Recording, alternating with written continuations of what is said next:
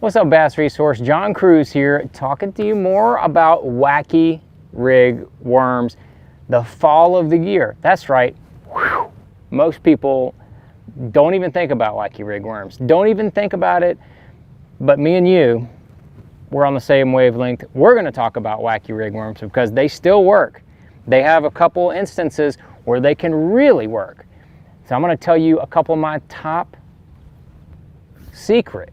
That's right, they're secret wacky rig worms setups and situations for the fall, and kind of why those fish get in those places to be susceptible for the wacky rig. Number one, we're going to go with, this happens a lot in the southern impoundments, can happen in other parts of the country as well, but in the fall, a lot of times you have water situations that the water may be sinking or dropping a little bit in some of these areas, but yet the shad or the bait fish in the area seem to start going shallow. So what you end up having is not a lot of cover in the water. So you might have some floating docks that are dirt shallow.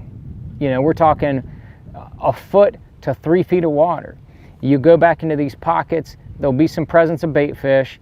A lot of people are beating up the points with topwater. They might be throwing a shaky head on some of the points, things like that. But a lot of these very shallow docks, and I'm talking they might be in the back of a pocket, they might be on the sides of a pocket. The stuff maybe on the points might be getting fished some, but they're probably not throwing a wacky rig worm. And those largemouth will set up under those really shallow docks, waiting for the bait fish to come by. Then they'll sneak out there, grab them, and then they'll go back to their little hiding spot on those shallow docks. So I kind of have a 1-2 punch depending on the depth of the water of what I'm going to be throwing.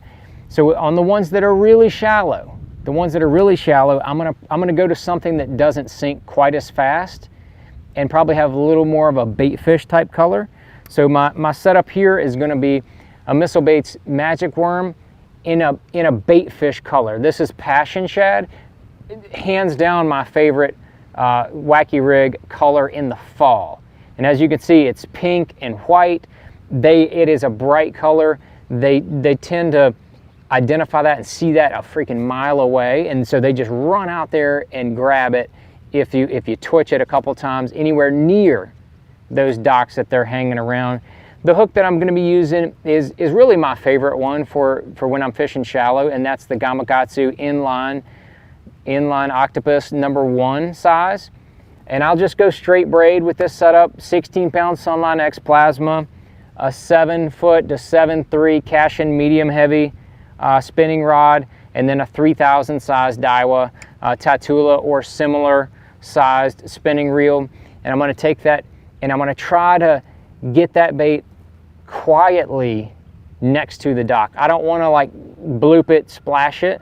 I want to try to like get it in there as quietly as possible, because those fish are in real shallow water and they will spook. So if you throw something in there too heavy and splash it, a lot of times those fish may like spook, not come out. So if you throw in there, let it kind of gently land as best you can, and then just start slowly twitching it, keeping it real close to the surface. I'm telling you right now, if that fish is under that little shallow dock or that little shallow piece of cover, overhanging cover, little clumps of grass will be the same way. Those dirt shallow isolated clumps of grass, same way in the fall. Those fish will be right next to it, waiting on those bait fish to come by.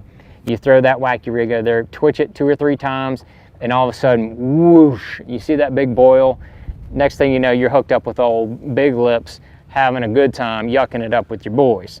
So that's the #1. When you get to the docks that have a little more depth, like you might go to the back of the pockets or go to the side of the pockets, and those docks may just be hanging over like 6 or 8 feet of water, the same situation is going to be happening. And I feel like sometimes you have the bait fish presence, but sometimes the brim presence is there as well. So don't be afraid to mix it up. Like if you're not getting good looks or not catching them on the Passion Shad like you think, don't be afraid to switch to something that emulates the brim a little bit more. That will be a green pumpkin, weighted stick bait type worm, like a Missile Baits 48, Cinco, something along those lines. I'm going to have the Gamakatsu G-Finesse #2 weedless stinger hook. That is a great hook. So if you're skipping that around docks, that little weedless portion helps keep, you know, any clumps of grass or light sticks, things like that from hanging up. Really helps getting it through some cover. And then with this setup, I'm gonna go with like 10-pound Sunline Sniper leader. I really like that. Little bit bigger than kind of would some other times of the year, but remember, we're going up under docks, we're going into laydown types areas. Need a little bit bigger fluorocarbon. That 10-pound Sniper is super, super tough, man. You can horse some big fish out of those areas. And then the setup is very similar to the other one. It's a 7.3 medium Cashin Icon spinning rod, 12-pound Sunline X Plasma braid, and then a 3000 size.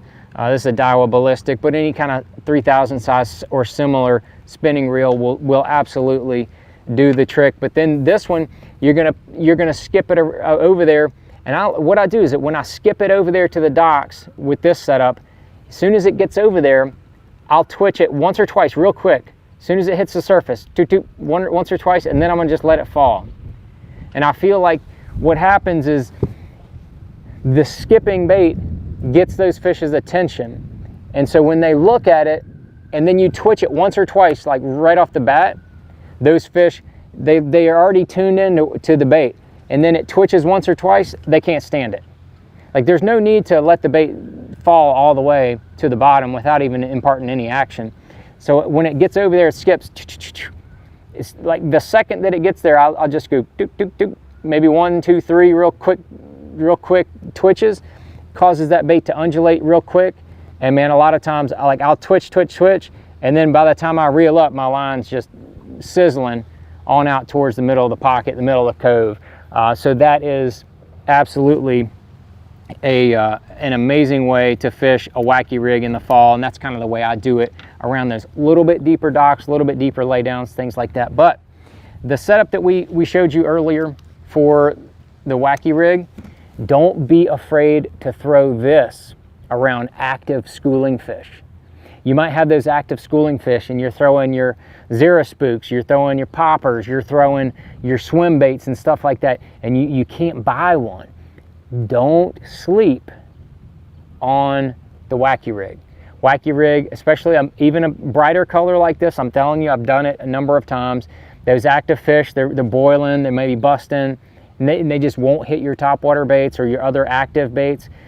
Don't be afraid to throw that Missile Baits magic worm. The mini magic worm, the little 4-inch version, absolutely can be a great option for them as well when they're real finicky on those schooling fish.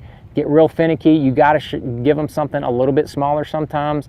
So don't forget about the wacky rig on those schooling fish as well. So those are my top ways to fish a wacky rig in the fall.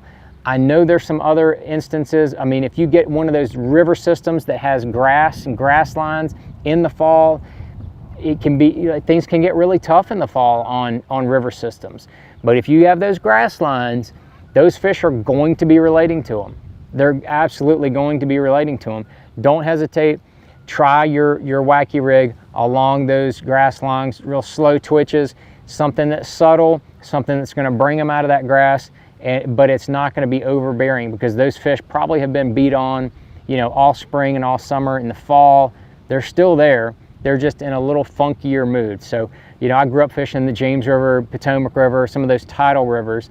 I caught a lot of fish on a wacky rig on those grass lines that time of year as well. So don't forget about that other alternative for the wacky rig in the fall. If you have any other questions, comments, or you have any other ways that people out there may be wanting to fish a wacky rig or should be fishing a wacky rig in the fall, please drop it down there in the comments. As always, we appreciate you guys watching.